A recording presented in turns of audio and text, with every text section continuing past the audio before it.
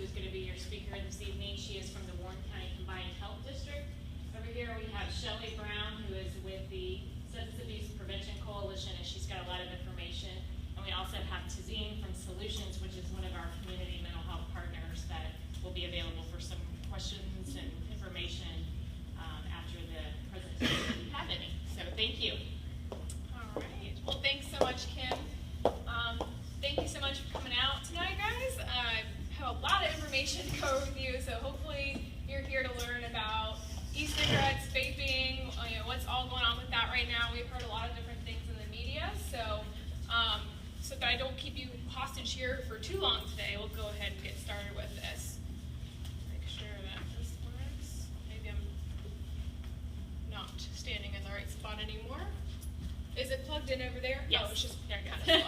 All right, no worries there. So a couple different discussion points that we're going to cover, and there's going to be a lot elaborated on all these different things. So we want to know what is a vaping device. So we'll talk about that, the specifics of that, and what is the history behind these devices. We'll talk about who we see using these devices. So we'll kind of go over that, the trending information with that. And kind of also talk about why certain groups of people are using them. We'll talk about whether or not they're safe, if there's risks involved with them. There's a lot of confusion out there about that, and so I'll go into a lot of detail about that part. And then we'll also talk about what we can do to prevent e-cigarette use, especially among our youth, because, and I'll allude to that here, but there are increasing numbers of our youth that are using them, and so we definitely care a lot about that, and we'll talk about some strategies that we can do. So I'm just going to start you guys off with some great news. Cigarette smoking, which is something that public health has worked so hard to bring down throughout the years, has been going down over time. And you can see that through different studies and surveys that we've used to kind of gather this information, that since the late 90s, we've definitely seen a downward trend in that. So that's really, really great. We're really excited about that. But kind of going further with that, the tobacco landscape has been changing. It's not just cigarettes and cigars and the chewing tobacco. There's a lot of different products out on the market and continually being developed. Obviously, we're going to talk about these devices over here today, but you can see that there's a lot of different products out there. So it's always evolving, it's always changing. They're always kind of thinking of what the next thing could be. So going off that, what are e-cigarettes?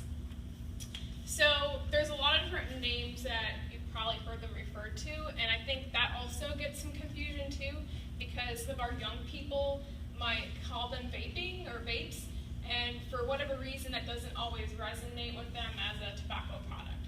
And the language wouldn't make you think that it does. Vaping sounds like it's just water vapor, right? When I hear the term vaping or vapor, I think of, actually a student gave me this example. Like he said he thinks of a boiling pot of spaghetti, the steam coming off there. Like that's what he thinks of vapor. So that doesn't always make us think of smoke, like we would see out of a traditional combustible cigarette. But basically how they work, they're electronic nicotine delivery systems, or ENDS or ENDS. So that's really the technical term for them. So they're battery-operated devices that heat up a liquid nicotine in there, and it produces an aerosol. So I put vapor in quotation marks there because it's not truly a vapor. It produces an aerosol, which means that there's going to be little bits of solid and liquid particles within that smoke that comes out. So smoke is also considered an aerosol because it's not just a straight vapor that's coming out of there. So it produces an aerosol.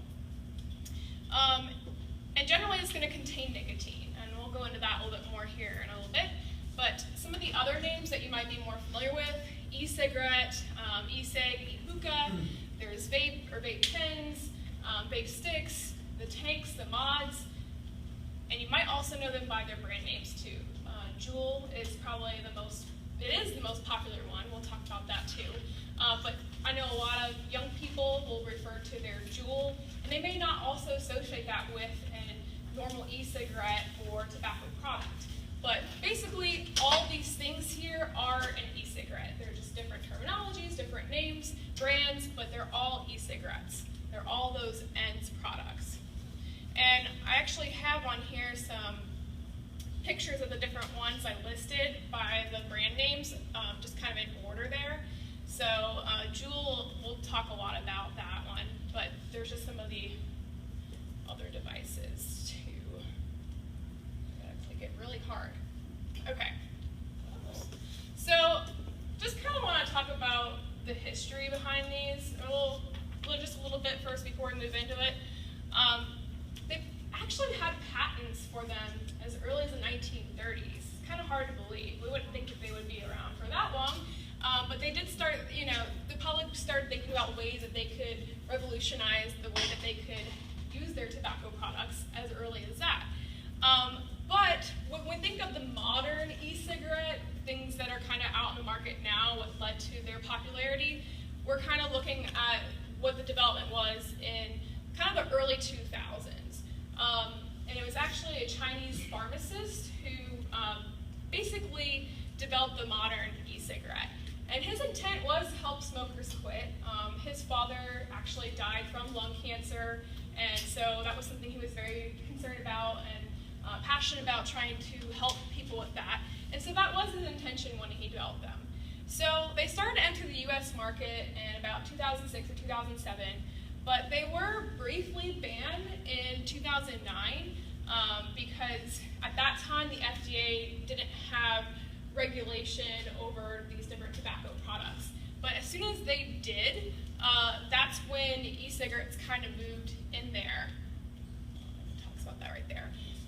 And so, yeah, so that at that point they were able to classify it as a tobacco product, so the FDA had jurisdiction over it so that they could finally be in the US market. So that might be when some of you are familiar with it kind of coming on the scene about 2009, 2010. That's really when people started to see these in those convenience stores and being marketed as tobacco cessation, cigarette cessation devices.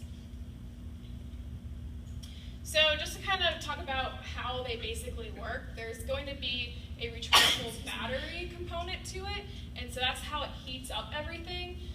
There's also going to be a coil in there, and so that's going to be used to bring some of that the absorbent material in there, heats it up so that it can be inhaled. And you'll notice that it's in smaller writing there, but there's just a couple of different things that are going to be in those liquids generally. So nicotine, propylene glycol, vegetable glycerin, and flavorants. That's what we're usually talking about that's going to be vaporized, so to speak. I think this is just going to show a little animation there. All right, and so then that produces that nicotine aerosol. So it's just important to know that sometimes they're marketed as the e-juices anyways. The e-juices are the e-liquids, the liquids that you would put in there, the flavorings. About 99% of them are going to contain some level of nicotine, which is a big misconception, I think, for a lot of people, because I've heard anecdotally, too, that they're like, well, I buy them that they don't have any nicotine in them.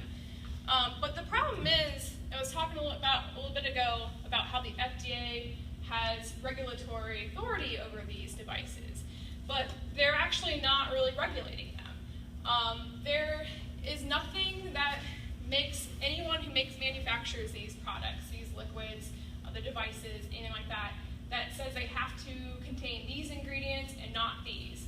They can pretty much kind of do what they want with these. And with that said, there's nothing really regulating how they're labeled either. So they might be advertised as not containing any nicotine at all, but when they've done some studies, I think this came from the American Journal of Public Health back in 2015, when they would do random lab samples of all these different e-juices, e-liquids that were advertised as not containing nicotine, they did in fact contain nicotine. So 99% of e-cigarettes are going to contain some level of nicotine. There's a couple different types of e-cigarettes out there, and basically the way that we look at this is the different generations of them.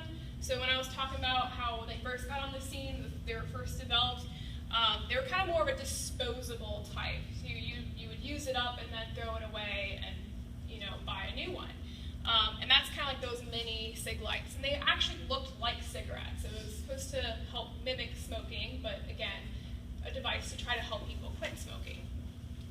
Then you kind of move into these mid-size, rechargeable pen types, and those were really popular. They're still pretty popular, but that was kind of like the second generation of e-cigarettes that moved into that. Then we moved into third generation, which were mods or tanks, and a lot of these, they call them mods because they can be modified, where people add their own e-liquids to them. Generally, those are the ones that people, if they're trying to do really crazy cloud tricks with them, that tends to be the type that people would be using. Moving back up, actually, the mid-size rechargeable pens, those were the first pod-based kind of style e-cigarettes as well. But going down here, we had a different generation of pod-based. So the liquids could be added to the pens, but now they were buying these pods that you're not supposed to be able to modify them. They're kind of pre-filled, preset, and Juul is like the most popular one, so we'll cover Juul specifically. But people are finding ways to hack them, so to speak. So we'll talk about that too. I was talking about how Juul in particular is the most popular e-cigarette out there by far, and it shows based on their market share data. About 75% of the market share belongs to Juul. They dominate the scene completely. So they're very, very popular. You might recognize some of these other companies like Ultra. These are actually big tobacco companies, so they're behind a lot of popular cigarettes like Ultra owns Marlboro and some of those brands, so very popular. And then they actually had their own brand. It was the Mark 10, I believe. And they actually just went off the market with it because Altria now owns 35% stake in the Juul. So there's definitely some ties behind our big tobacco companies with the e-cigarette companies as well, the vaping industry. There's definitely a lot of joining forces, so to speak. So what is Juuling? It's become so popular, it has its own verbiage, so to speak. So it was developed originally by PAX Labs. It was two Stanford grads, and they developed this as part of what was originally PAX Labs, and then Juul branched out on their own to do Juul Labs. And it is the most popular e-cigarette on the market overall, but it's also the most popular among our young people, among our students. Why might that be? Well, they're very small and sleek. If you haven't seen them before, there's a picture right here. It looks like a USB flash drive. In fact, you charge them by plugging them into a USB port. They produce a very faint aerosol, so they're not really producing those giant, heavy plumes of clouds that some of those other e-cigarettes do. So it's very easy to hide them, and a lot of students can get away sometimes with doing it in the classroom. I know Shelly might know this a lot too because of her experience in some of the schools, but going down the shirt like this or the sleeve, it doesn't produce a huge cloud. And it doesn't smell like anything bad either, especially because they use different flavors like mango creme brulee, the fruit medley. And that's the other thing about these, is that they originally came in all these different flavors.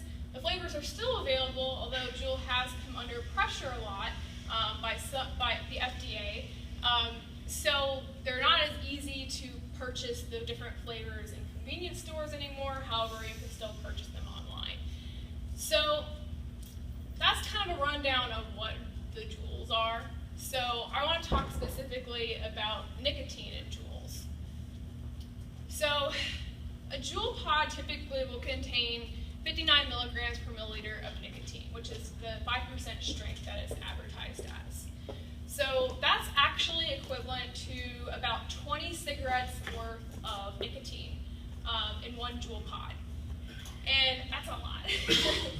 So that 5% strength pod is that much nicotine. The way that I like to put this into perspective too, if someone is about the age of 13, 14, and they might start picking this up, I know there are students that can go through a Juul pod in a day or two.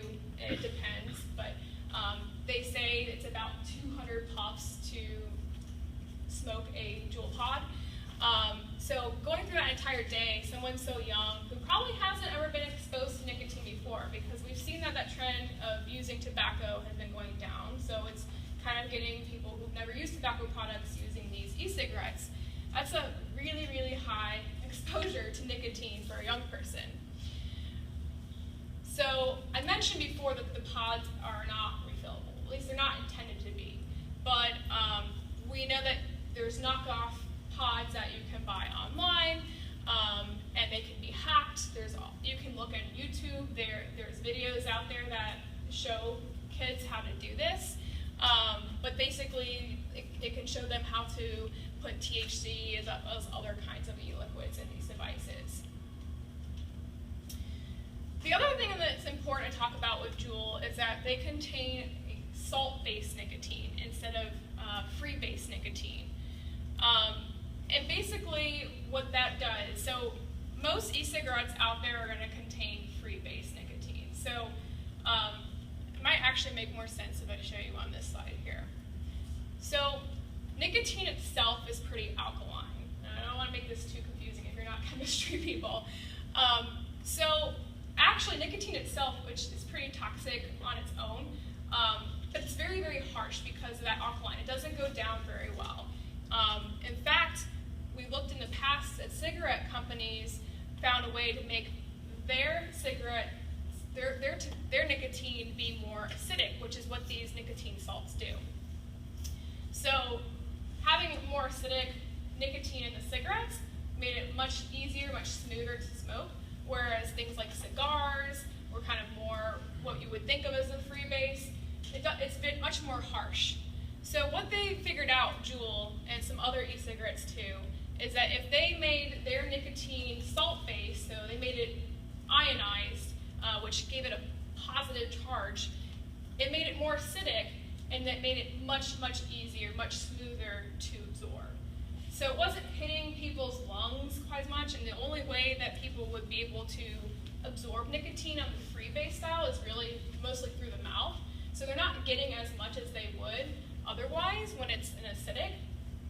And so Juul figured out how to do that, and that's why it hits a much more powerful punch with its nicotine. They do that by adding benzoic acid, so that's why that's in there. And so you'll see that in some of these other e-cigarettes that are trying to copy them. Of course, they have their stuff patented, but there are other e-cigarette manufacturers out there with their e-juices that are trying to do the same thing. But again, it delivers a much stronger hit of nicotine in the absorption, so it's much more addictive.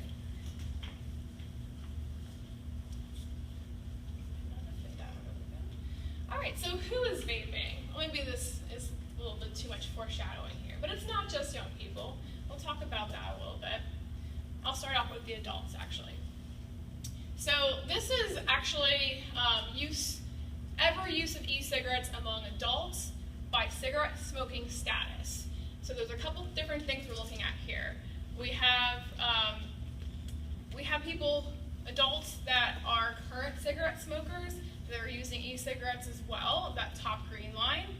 We have the middle line, which is a former cigarette smoker, and then purple line is actually never smoked. So what's interesting about this, because a lot of times these e-cigarettes, and Juul's been doing this a lot too, where they're kind of advertising it as a cessation tool. They've definitely changed their tune to be, we're a cessation aid, that's what we're trying to do. But it's interesting because we're seeing Juul users here.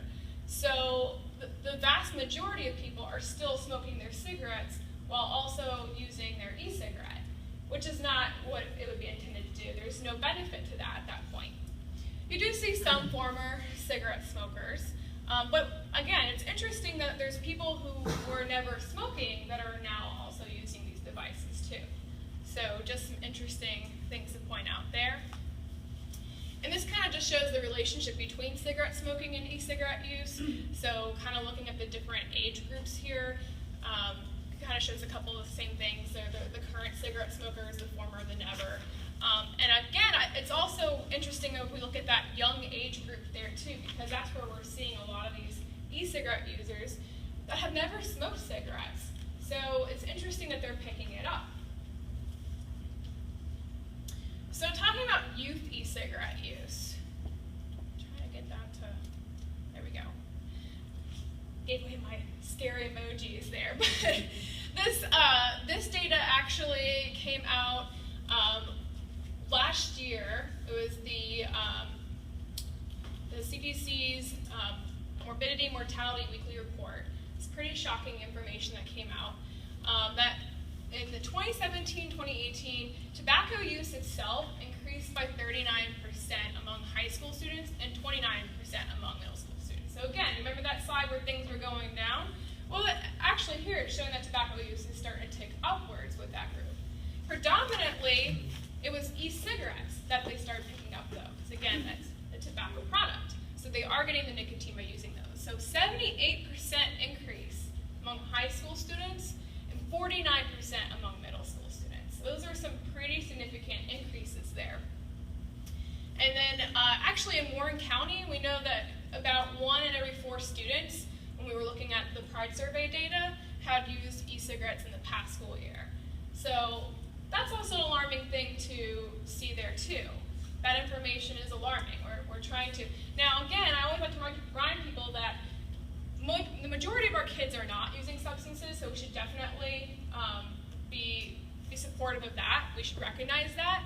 But we also want to be alarmed a little bit too that we're seeing these increases and what we want to do about that. Uh-oh, did I turn this off?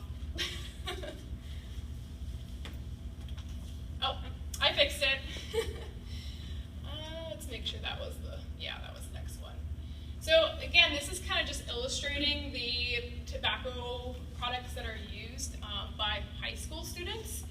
And that pink line is the e-cigarette usage. So we're seeing other products kind of dip down, but a very dramatic increase, especially in the last year. And we just showed you guys some of that, about the usage with that.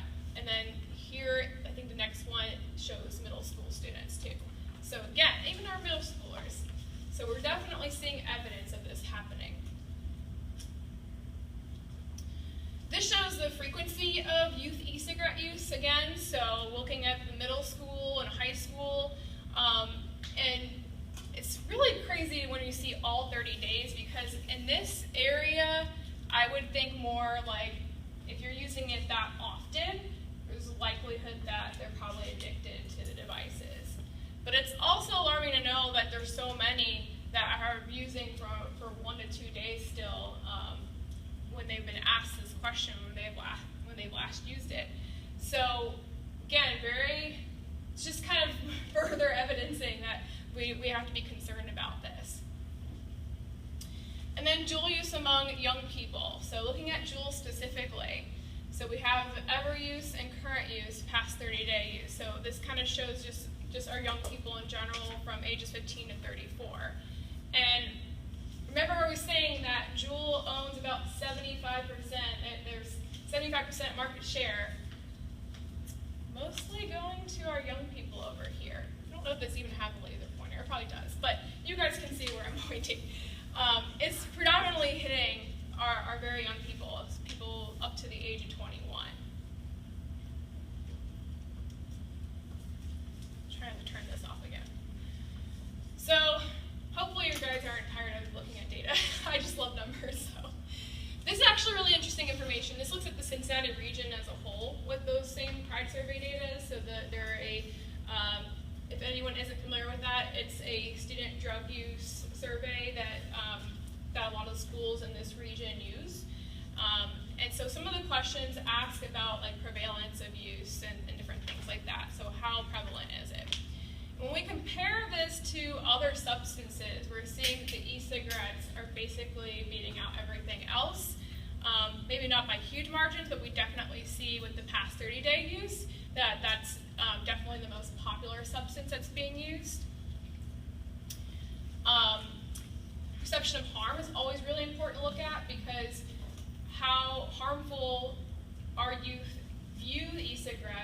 is also going to determine whether or not they're more likely to try it, whether there's more risks involved with that.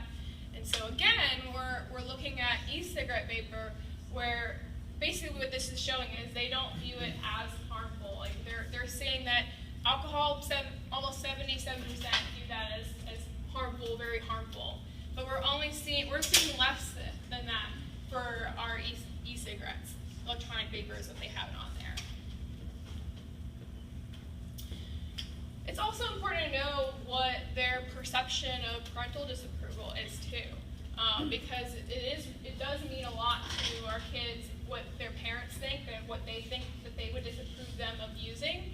And so once again, e-cigarettes are just kind of up there with that too, where they're not seeing it as that harmful for them to use compared to some of these other substances, or not as wrong. It's also important to look at what our friends think too, right? So we know that the peer-to-peer influence is really big, and we can see that the e-cigarettes are they're not viewing that, they're not disapproving that nearly as much as some of these other substances as well. And so basically it's saying like, 60%, not even 60%, would view this as wrong or very wrong. I like to put this up here because I think it just shows again how important it is to start educating our kids pretty young and having some of these conversations, probably before they even reach high school, because about the age of 13 is where we start to see our youth use substances or experiment with substances. So unfortunately we don't have something specific for vapor, but we kind of fit that in with cigarettes and tobacco. 13 seems to be that number. So I like to point that out too, that that's about the age where we start to see these students using things. So very important to educate much before that. We're also seeing that our students are finding it a little bit easier to get than some of the other substances. And that's really important to know too, because we've heard about the vape dealers in school and kids that they know that they can get them off of, or just even be able to order them online, or knowing which brick and mortar stores that they can actually go to where they know they're not going to be carded. And so it's important for us to keep that in mind too, because the more available they perceive it to be, the more likely they are to use those. Okay. I'm probably going to make someone mad because I didn't do like Roy G. Biv, and I realized that after I put this together that the colors are not like the rainbow order. So sorry about that. Again, more information from the Pride survey. It was just kind of showing, the question here was, do you feel using an electronic vapor product is harmful to your health? So again, it's just kind of illustrating that across the different grades. And we kind of look at how that changes from 7th grade, which is in that light blue color, all the way to 12th grade, which is in that purple color. And so we kind of see how that changes from the no harm to very harmful. It's amazing now, at 7th grade, a lot of these 7th graders believe that, yeah, it's very harmful if I use this. But by 12th grade, it's declining quite a bit, and we're to the point where they're like, well, maybe it's a little harmful. They don't think it's very harmful anymore. And so, again, those perceptions are really important to measure. And same thing with friends' disapproval, again, kind of illustrating that. Seeing it in 7th grade, a lot of 7th graders believe that their friends would think it's very wrong of them to use these products. But by 12th grade, we're seeing that decline quite a bit. So again, it's just important to see how those changes happen and continually having those conversations. Okay. Always afraid I'm gonna jump way ahead here. So I'm always wondering, like, what's up with this? I mean, we looked at some of the things about whether or not their friends approve or parents, different things like that, but what are some of the reasons for youth e-cigarette use? A lot of it is because of their friends or maybe a family member, maybe it's an older sibling or somebody in their family unit that is using that. That seems to be one of the biggest reasons. But definitely take note that this one up here is because of the available flavors. So we know that those flavors are very attractive to kids. And that is a very, very big reason why they want to try to use them. So those are just some important things to note from that. And it's also, like we talked about too, like we know that there's nicotine in these. There could be other things too, depending on where they're getting these from. If they're buying it off their friend, who knows? But generally speaking, we know that over 99% of them are probably going to contain nicotine. But do teens know what's in them? So this was actually data from the National Institute of Drug Abuse, and most of them think it's just flavoring. They don't think that there's nicotine in it, and that's a problem because they don't know that they're getting hit with this very addictive drug in there. Some of them did say that they thought there was nicotine. Some of them think marijuana. Some of them just don't know at all. But it's important to notice that big majority don't realize that there are harmful substances in these e-cigarettes. So this is kind of like the trifecta. How kids end up using these, why they try them, and then what gets them to stay on them.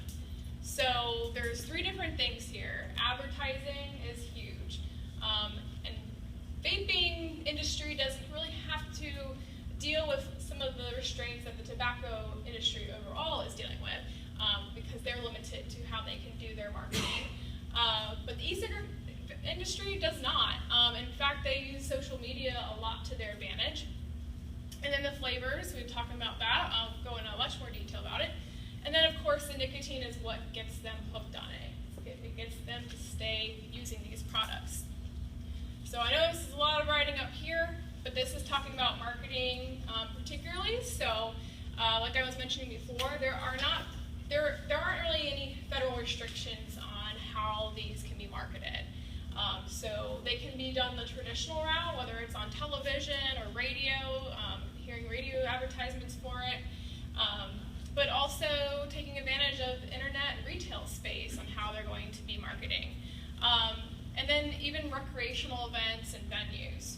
So some of the sneaky ways that they have been doing some of this, I know Juul's a big perpetrator, but e-cigarette industry in general, they've offered scholarships to students. So they write a scholarship explaining the benefits of using an e-cigarette rather than a traditional cigarette. So they have done that in the past.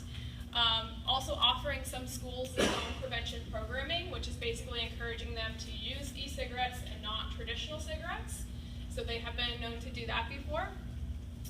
I mentioned stuff about social media, and I don't know if anyone remembered that whole fire thing. If you are a Netflix watcher and you watch documentaries on there was a whole fire festival. And one of the things that got that up and off the ground were these social media influencers, like influencers on Instagram, a very popular platform among young people. And they did the same thing with Juul and some of these other e-cigarette companies where they use people, models to use these products, and then they get views and other people start doing their own reviews on products. So that's a very, very popular way that it gets that marketed. They've also sponsored some different movie festivals and music festivals where a lot of young people like to be. And then, of course, the flavors and colors. It's still a marketing strategy, even if it's not on print or somebody showing it. The flavors and the colors definitely attract our youth. And there'll be probably some things on here about that as well. So again, this is just kind of illustrating like the breakdown of all the different advertising and how much exposure that young people get to it. So obviously retail stores is still one of the bigger places where they're going to see advertisements, but the internet certainly makes up a big chunk of that too. So I was talking about like advertising, this is Juul in particular, and this is kind of when they first kind of came out with some of their marketing. And so they've certainly changed their tune if you follow them at all, because of some of the things that came out with the FDA trying to bring the hammer down on them. But when I look at this advertisement, I don't think it's targeted towards me or my mom or my grandma or anybody that would be even a cigarette smoker. It's definitely very youth oriented. the model that they chose, the colors, the style. There's a lot of different ones that they use, and it's very youth-oriented, like I mentioned. And then they even had like promotional parties, and using really, really young models too for that as well, to promote these products. So they definitely have really taken advantage of that. This was kind of an example I was talking about with like influencers and models on Instagram. You could really find by any hashtag somebody promoting these different vapes. And as we know with Instagram, Snapchat, even YouTube, those are really, really big platforms that they utilize to market, but it's also very, very big platforms that our young people use as well. So this is kind of one of the ways that they do that. So, like it says, 85% of e-cigarette users ages 12 to 17 use flavors, according to the Surgeon General. So there's no ban with these things. Obviously, the traditional cigarettes or the combustible cigarettes, every flavor was pretty much banned for those, other than menthol. But that industry here doesn't have to follow those same regulations, and so they've definitely gone pretty crazy with the different flavors out there, and it's pretty intentional too. I mean, when I look at this bottle, I think of, what do you guys think of? Fruit Loops. Yeah, it's Fruit Loops. It's a very kid-oriented flavor, absolutely. The colors, the flavoring, everything. I wouldn't think it would be very geared towards adults. I'm not saying adults don't like Fruit Loops, but this is definitely kid advertising. Same thing with these right here, the Candy Kings. You probably recognize the coloring scheme of it, the advertising that's done here as well. I mean, it looks straight up like Sour Patch Kids. I bet it tastes like it too, with the nicotine. Swedish Fish, you can kind of see that from the one on the left. And then there's also like those trolley sour bite worms on the right. So yeah, it's very intentional what they're doing. And they can try to pretend that they're not marketing and they're not targeting young people, but they definitely are when you look at these things. And I think the colors are important to mention too. I mean, I know kids today, it's all about like rainbows and bright colors, and everyone's wearing different colors. It's very eye-catching, and it's always been kid-friendly to do things like that. So they definitely know what they're doing with their marketing. So kind of bringing it around to whether or not if vaping is safe in and of itself. And I'm sure you already have a feeling that I'm going to say it's not safe, but I just want to kind of explain the reasoning behind these. You know, when they first came on the scene, honestly, I think a lot of public health people were pretty hopeful that it would be another solution for people to try to quit smoking. I think there's always hope for that because it is so hard to quit. But then we're seeing, you know, the youth initiation rates, and it's kind of a balance of, you know, is there benefits outweighing the risks? And ultimately, if we're going to see the tobacco rates soar again, then it's not. So there's definitely plenty of evidence that we can talk about that too. Bringing it back to Juul again, because it's so popular, they definitely have tried to promote themselves as a cessation device. Maybe you've heard their radio advertisements or their commercials on TV. They're trying to really gear it towards, you know, a middle-aged person trying to quit. They've been a smoker for years, and now they're trying to quit. But that never was in the forefront of their mind when they were developing this product. And in fact, there's a quote there from them that said that a cessation product was not anything in their mindset. They don't care whether or not people are healthy or not, or they're doing something that's healthy. That's not their concern. But, you know, they got in trouble, and so they got to pretend that, oh no, we want to make sure nobody smokes another cigarette again. Which would be great if they don't, but the problem is, and it kind of goes back to the nicotine salts that are in there and how they develop these things, is that people who start juuling find that they have a really, really hard time quitting those. And I don't mean just youth, but even our adults too. And the whole point is you want to get off the e-cigarette eventually too, but they don't really make it an option to titrate down from the nicotine either because of the way that they make these pods. So the cessation device, I don't think so. And there's other evidence to back that up as well. There's been a lot of studies trying to figure out whether these can be effective tools, not just Juul specifically, but any kind of e-cigarette out there on the market. And overall, the evidence shows that it's very inconclusive. There's nothing showing that there's any significant difference. In fact, most of the time it's not. There's also no long-term, known safety. Like, they don't know the long-term safety of the e-cigarettes. So, not really the best method. It's not an FDA-approved quit method. And again, it makes it really hard for people to get off these devices. I like this slide a lot. Kind of just also shows what we're actually consuming when we use an e-cigarette. And so you're kind of seeing all these different things like flashing across the screen, and these are different things that they're able to pick up when they're looking at the aerosols from the e-cigarettes. So there's a lot of different things on there.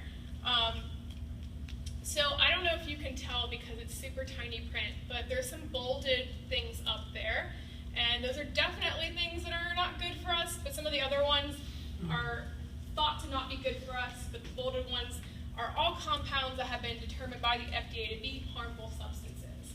And they're able to pick these up in our e-cigarette aerosols, which not only is the user going to be getting, but we talk about secondhand smoke and third-hand smoke. So other people around that might come into contact with those aerosols may also come into contact with these substances. Some of the thought also behind some of these heavy metals for getting in there is because of the components within the e-cigarette. There's some metal pieces that as they heat up, sometimes they flake off into the juices, and so that's how it can sometimes get absorbed. So that's certainly concerning. And we talk about the different flavors out there. Obviously, we talk about how kid-friendly and oriented they are. They certainly are. You might see that from in this slide. But do we ever really think about how those flavors are actually made, and also what happens when we inhale them, essentially? And so that's another tricky thing that this industry is trying to get away with, is that they're using these different flavorings that have been generally recognized as safe to consume. But these things have always had an exit strategy. They've always been something that would go into our stomach and then digested and then it's gone. But where is it actually going when we're using an e-cigarette that has these flavorings in it? That these generally recognized as safe flavorings. They're not going into our stomach. They're going into our lungs where there's not that exit strategy. And we also don't know how that's going to affect that tissue. We have some ideas for sure, but that's also another concern that we have when people are using these different flavorings as well.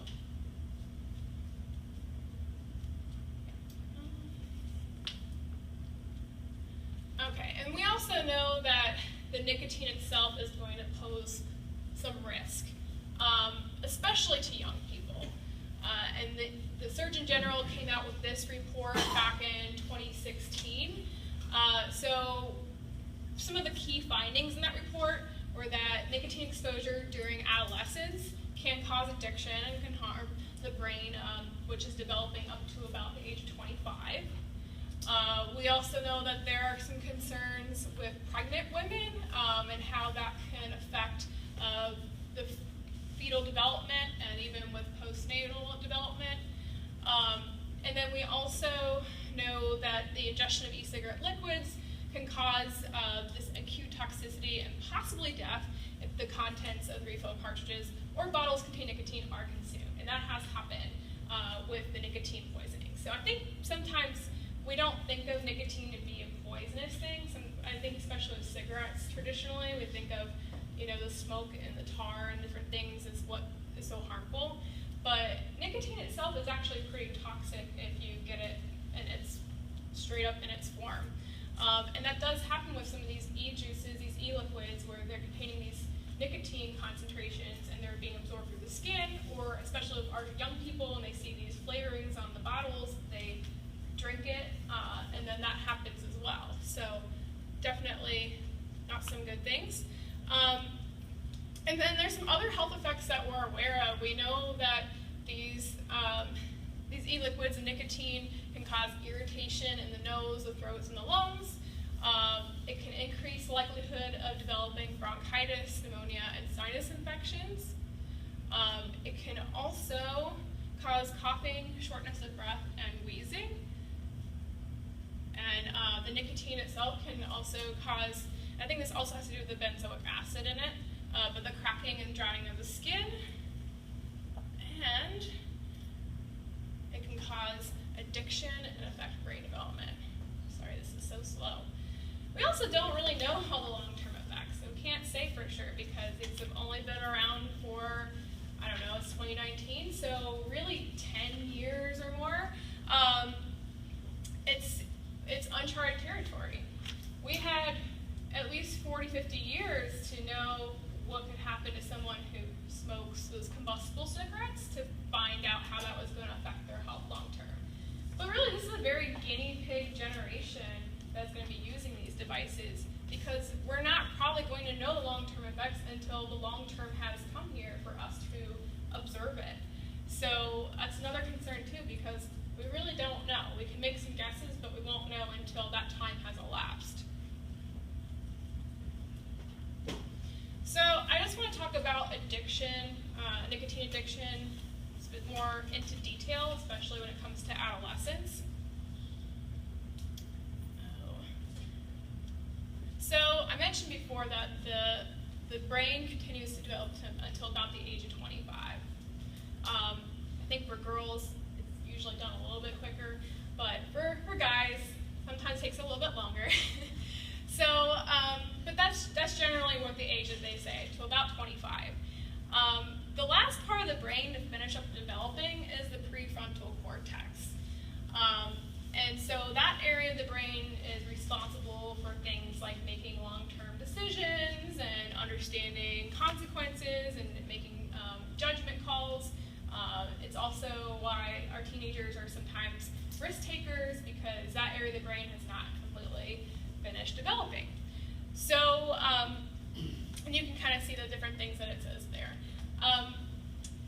It's also, adolescent brain also forms strong connections based on experiences they have. And so the more behavior is repeated in adolescent, the stronger that connection the brain can become. So those are kind of two different things that are happening there. Sorry, this clickers. It must be too far away from it.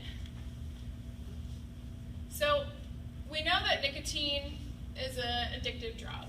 So that, especially in that exposure in adolescent, it can harm the development of that prefrontal cortex of the brain. And so that can cause things like having like more risky behaviors, risk-taking behavior. It could potentially increase the risk for developing mood disorders or permanent lowering of impulse control. And it can disrupt the growth of brain circuits that control attention and learning. We also know that it can increase susceptibility to develop other addictions later in life. Cocaine has been one of the things that they've identified through the National Institutes of Drug specifically, but it can be other things as well. And many youth and young adults who try e-cigarettes are more likely to try other tobacco products. So this is kind of where we see that the e-cigarettes can become an initiation thing, but we see them moving on to tobacco products later on. So that could also be something to be concerned about.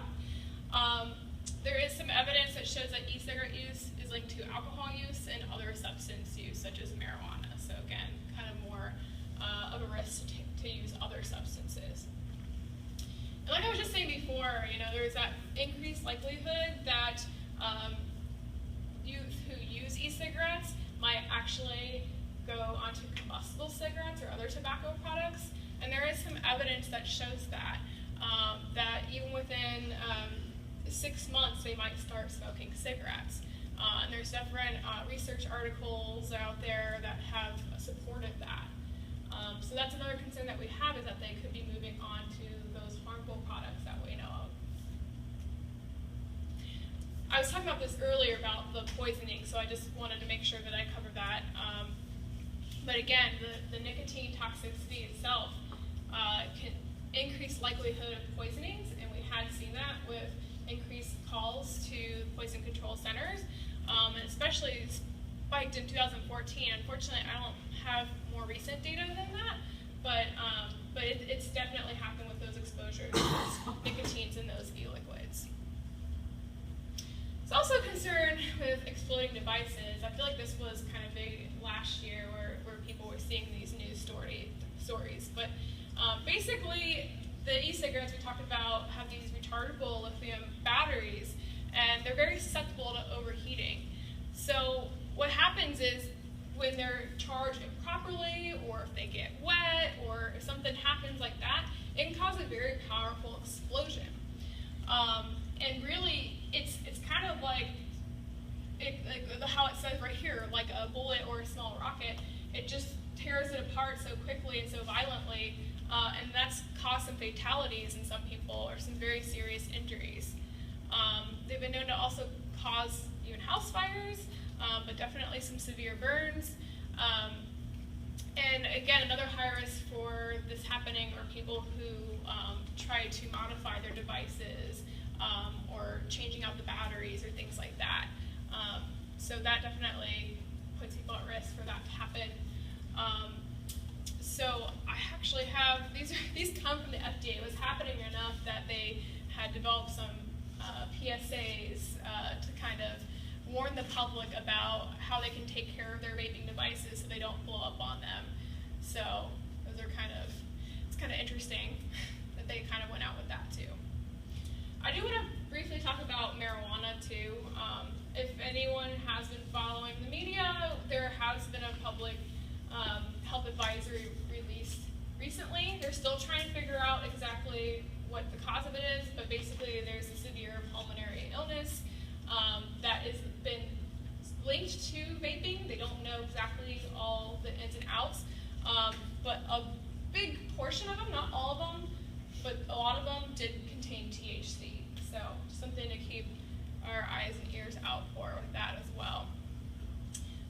So some of the liquids can contain THC, and a lot of times THC is a very interesting topic itself, how it's being regulated right now, but they could be placed in themselves, or they're purchased in a store that actually sells that, especially in the states that have that legalized. But we are seeing some young people also using THC as well, as many as 1 in 11 students, including a third of those who have ever used e-cigarettes, had used cannabis or THC in their e-cigarettes. So they're definitely a delivery system for that. Just another slide that kind of is illustrating that, especially when we're seeing the middle school and high school, kind of goes up definitely in high school, but some of the breakdown of that number is there. We do have concerns about THC specifically as well. We do know that THC is habit forming, so it can be addictive, but we also know that exposure to it, especially again in adolescence when that brain is still developing, that it can cause learning and memory problems, or problems with coordination, or judgment, decision-making skill, or decision-making,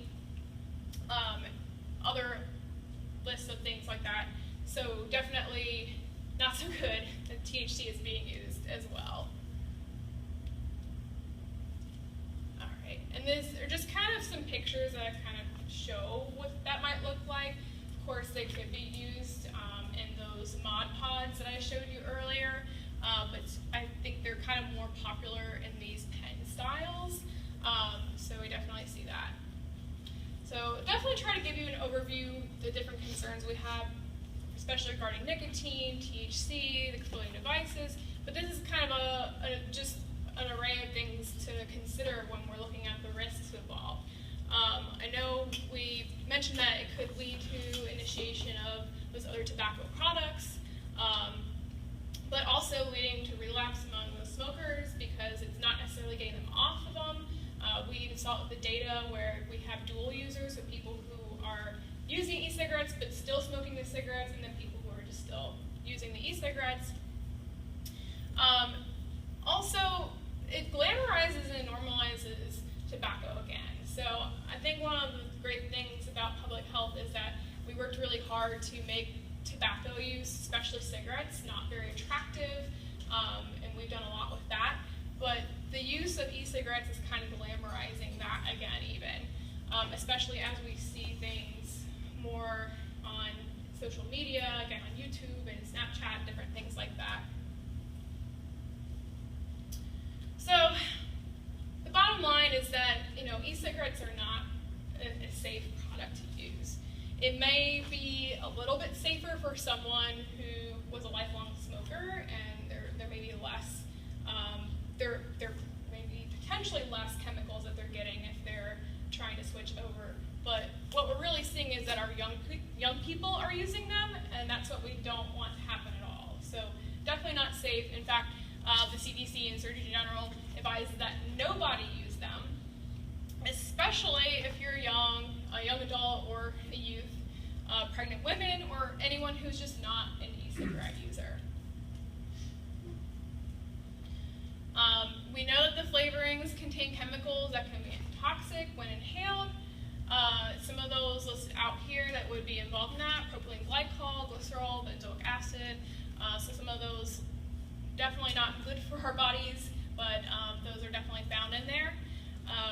Talk about secondhand, thirdhand smoke a little bit too.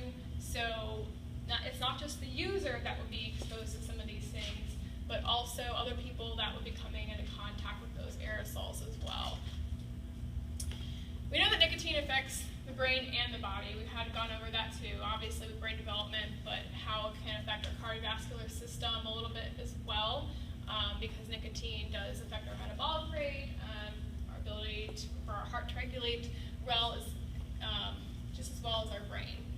And then mention this again too, that vaping teens are more likely to move on to combustible cigarettes, which we absolutely do not want happening. So that initiation is allowing potentially another generation addicted to nicotine and tobacco products. So what can we do about it? We're getting all depressed now. I don't want you guys to feel sad about it. So we need to also mobilize ourselves so that we can try to address this problem.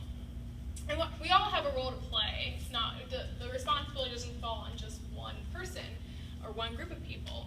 Our parents play a very important role by staying educated, up to date, up to speed on all this information, and making sure that they have these conversations with their kids, especially before they reach high school, probably much earlier than that. We saw that about 13 is that very pivotal age where kids might start experimenting. We know that could be even younger for some kids. So having those conversations early and trying to have the information clear, because I think for a very long time we weren't really aware of what e-cigarettes are, and now we're seeing it everywhere. So it just kind of snuck up on us. Staying up to date. Our teachers and school administrators play a very, very important role as well, and so I thank them for putting this on so that we can keep our community informed, but also making sure that they're developing really great policies to protect our kids, trying to provide a tobacco education in their curriculum as well, and doing what they can on the school side of things, where kids spend most of their time. And our healthcare providers too. I mean, we need to make sure that they're also actually asking kids if they use these products. I don't have a young person myself. I don't have a child, so I don't know if pediatricians are asking that question. My suspicion is some are, some aren't. So we want to make sure that our healthcare providers are also trying to have that conversation as well. So state and local regulation is important as well. I mean, that's how they were able to ban, from the federal level especially, that's how they were able to ban those flavors for the combustible cigarettes. And so those are very important regulatory moves that have helped make those numbers go down, like I showed you earlier. It's probably like this way for you guys, but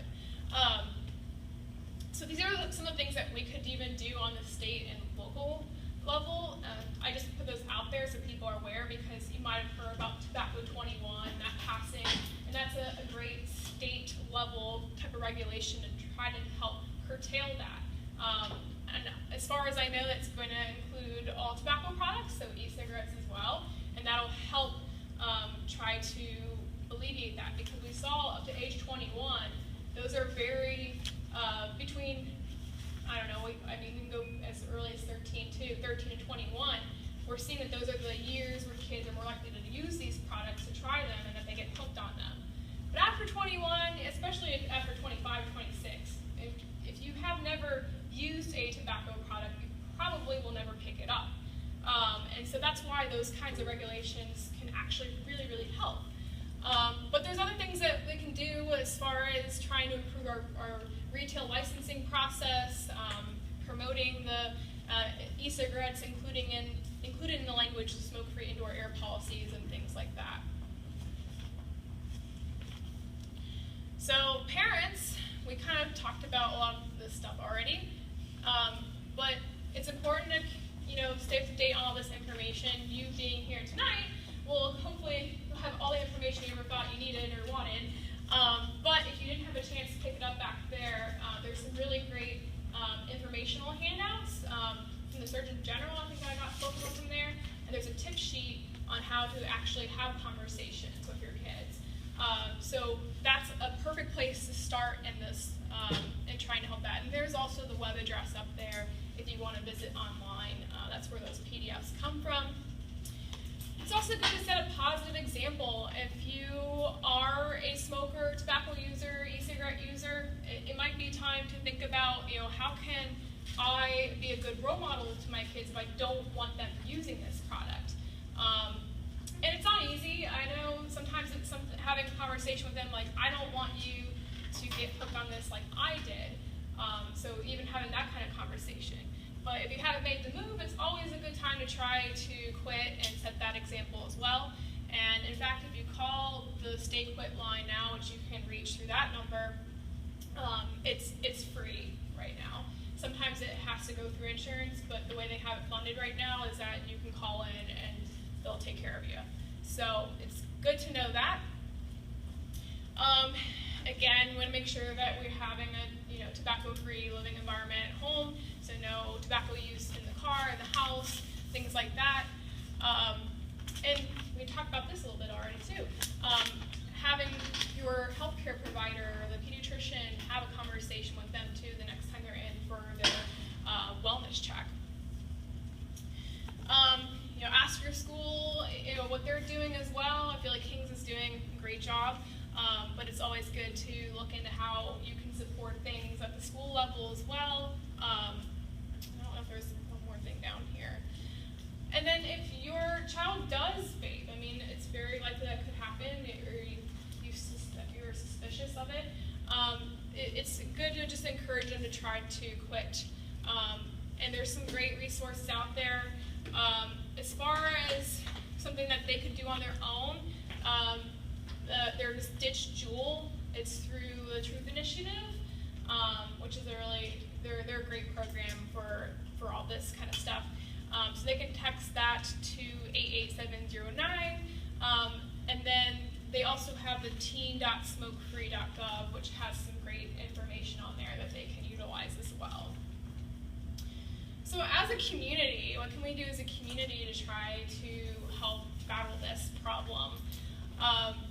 And I think it's important to provide education, again, on both sides of it. So not just our kids, but our adults, our community in general. So obviously this serves a lot of that purpose right here. Encouraging people to talk to their kids in general about the dangers of using those. And we've kind of mentioned this too, the advocating for the local policy changes and state policy changes. So we've kind of already done that with the passage of Tobacco 21, which is nice.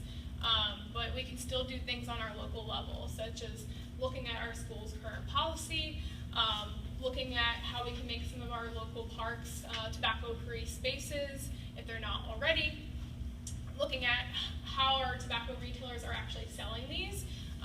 increasing taxes. Those are all great ways to do things. And even beautification ordinances, which sounds like a weird thing, but basically, if you've ever gone past one of those convenience stores that's like plastered with all kinds of advertisements, and a lot of times they are cigarette or even e-cigarette advertisements these days, there could be something you could do on your local level as well to restrict how much of that is actually being advertised. So there's different strategies that can be done.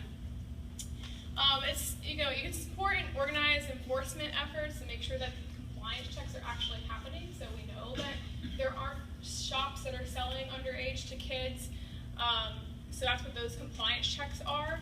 But you could also collaborate with your local prevention coalition.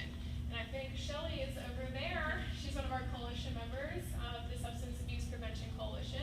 So it's a great way to try to get involved or just stay in the know even about what's going on in our communities and how we can help prevent substance use in general. And I think King's actually has a really good TAC program here. So TAC stands for Teen Alliance Council. That's a youth-led prevention group that basically they do peer-to-peer level education. So maybe it's something you want your kids to get involved in, or you want to see how you can support what they're doing. So that would be a great thing to look at too. And that's just a link that actually talks about youth-led prevention if you're not familiar with it and you want to learn a little bit more about what that is. Here's actually the contact information for that coalition I was talking about. So again, it's the Warren County, it's their Substance Abuse Prevention Coalition.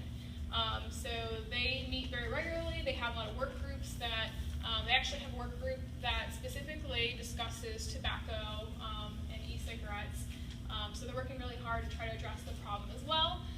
But if you're interested in just what they're doing, or you even want to volunteer some of your time, there's some ways to get in touch with them as well. I just wanted to put that on there just so you guys could see. And this is what I was talking about before with like the advertisements all over the place. And so a really neat project that youth can actually do, I think TAC has done this before, they could probably do it again, is go into stores and actually like look and do a scan, an environmental scan of what is available, what products are sold. And it's really interesting because a lot of times product placement, it's really interesting how they do it because they'll put things at eye level for a really young person, like tobacco products. I feel like especially the smokeless tobacco tends to be like that, but also displayed by candies and different things. So it's a really interesting project that young people can do because it kind of helps them understand how this is being marketed, especially to them, and then also how we could do things like beautification policies or even retail licensing policies. I like to show this just because these are basically the things that we could do as a whole, as a community, as our policymakers, advocates, different groups of people, but basically the different things that can lead to a tobacco-free generation, a nicotine-free generation.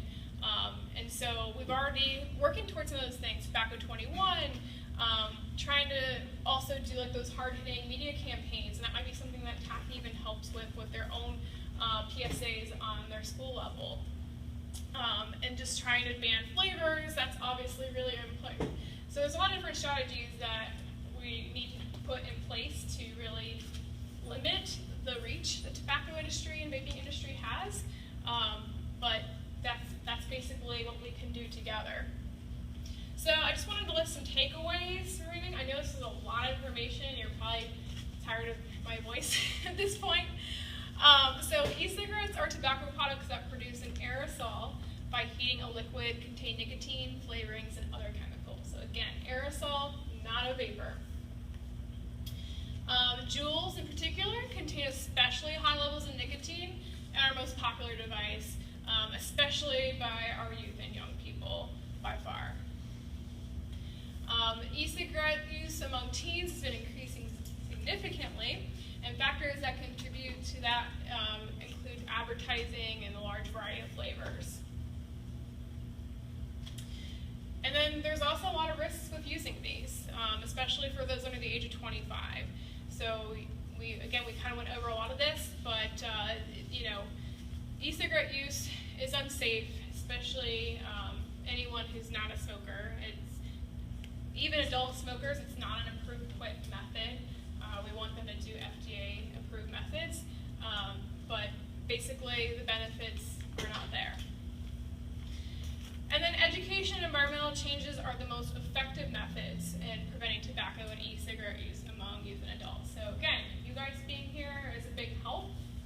You guys are helping to combat this problem, and then hopefully being involved in other aspects can also bring this down. We can promote a nicotine-free generation and help curb all this with the e-cigarette usage.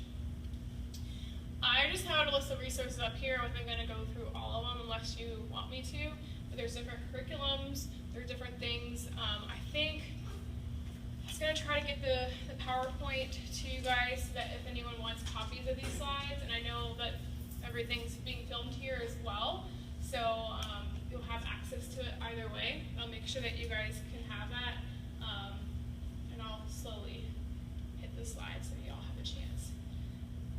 Because I do have another slide of resources. I might have already hit it though. I don't know. Oh, there it is.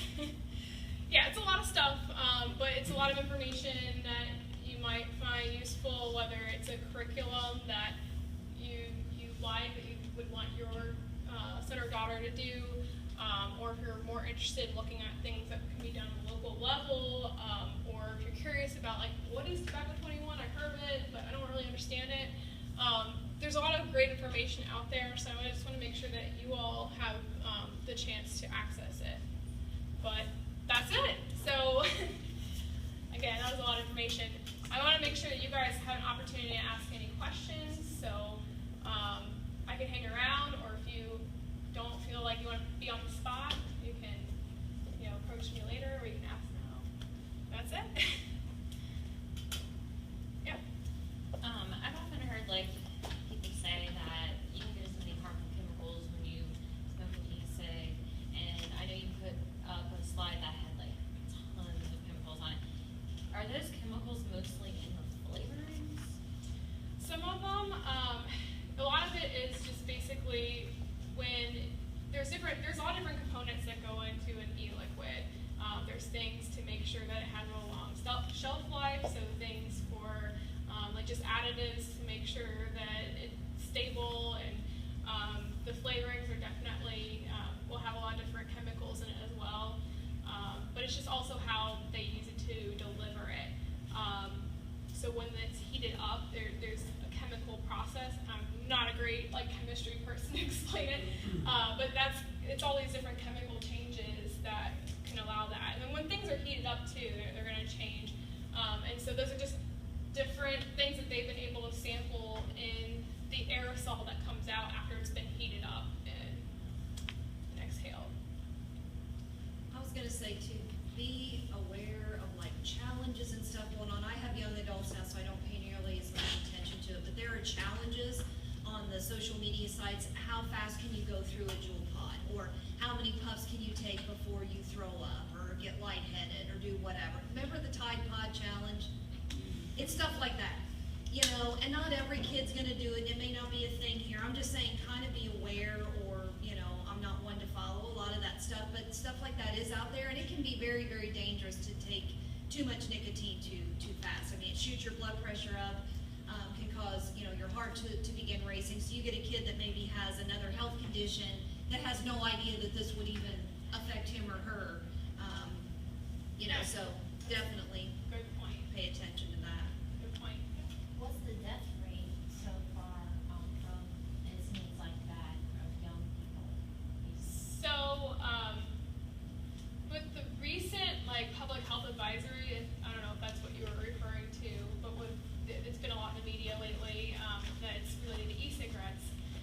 There are 7 confirmed deaths since the 17th, so just 2 days ago, and that's been since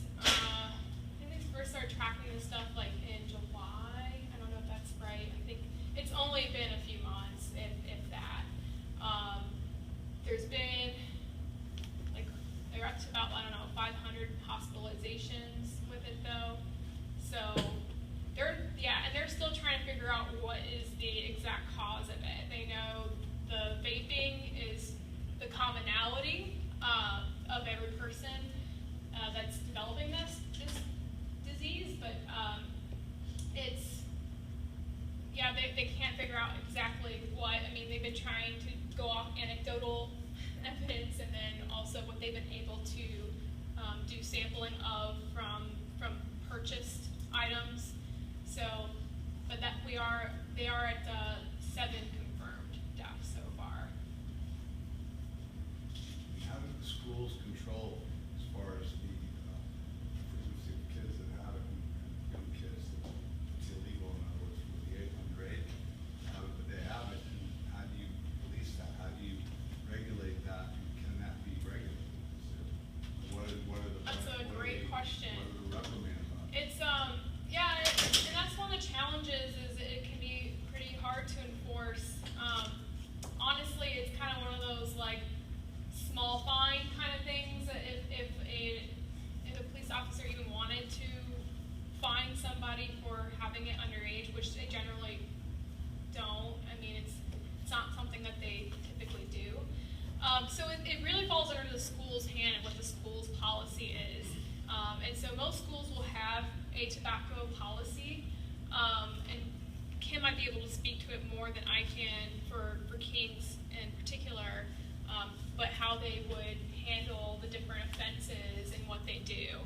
I don't know if you Well, have right some- now we have, at least at the high school, and I know Mr. Allen could probably speak to if it's similar at the junior high, but they have administrators that regularly check the bathrooms, and one I know during certain bells where it's more lunches and things like that is parked out, and he says he's got vaping duty, jokingly, but it's true. They're kind of going through and checking that regularly, and sometimes, you know, we're really big on see something, say something, not only for, you know, substance use, but mental health and suicidal ideation, and just getting students to talk,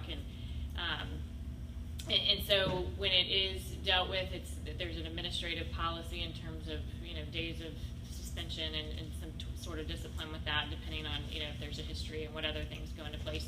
I do know that at the end of this month we are meeting with a group of individuals, and these two as well, certain agencies outside in our community, to talk about different ways that we can partner with outside agencies to bring in and kind of layer in some policy and some more resources around this. And if I could interject, I'm Brent Allen, I'm the assistant principal here at the junior high, and it has become way too common, unfortunately. And I think the approach maybe schools took 5 years ago was to become immediately punitive, suspensions and things like that. We do a lot of restorative practice and try to stay away from the punitive early on, but we do have progressive discipline for those who repeat, and obviously communication with parents. Just recently had an incident where we did some restorative practice, and the young man was very opposed to that, felt, you know, a lot of people in his family vape. Did take on a suggestion to just look at recent news, just Google recent news. And he actually called me into the office and said, look at this. I never do this. So it's just trying to educate is our main role. And I wonder sometimes how much it actually does exist. I'm hoping that we're seeing a lot of this, but I know that it could be a tip of the iceberg type of thing. It's pretty prevalent. And junior high students have a tendency to see something, say something, much more than high school students. So I have a much easier job than a high school assistant principal in terms of finding out where it's happening. And this is very hard to quit. It's not like you just go, okay, go home and like read this literature and do a cleanse for 3 days and you're good. I mean, this is really, really difficult for an adult to quit with good coping skills, resources, support, things that we all have as an adult. Think about a 14, 15-year-old. They're still developing their coping skills. They've got peer pressure things. They've got, you know, other factors, and their brains stick. I mean, it can click on an addiction in these kids very, very tough. So we were going out trying to meet with students who were getting suspended, but I mean, we had to tap out.